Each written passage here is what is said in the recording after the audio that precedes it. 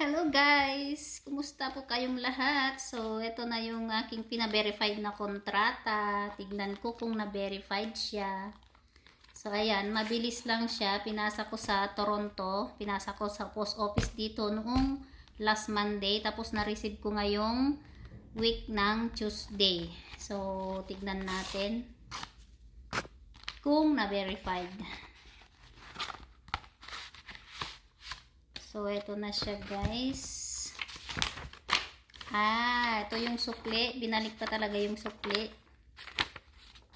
Ay, na-verified siya guys. Ang bilis. Ganun pala magpa-verified ng kontrata.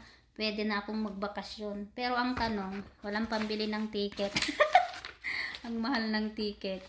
So, ito yung binigay na kung paano kukuha ng online OEC sa Pilipinas na to. Pag magbakasyon ka. So, ito na yung verified kontrata. Yun siya, na-verified na. Masayang, na-verified na. Kasi makakabakasyon ka na. Pero ang tanong, pambili naman ng ticket ang problema. Mahal ng ticket, nasasayangan kasi ako. So, happy! Charan! Okay.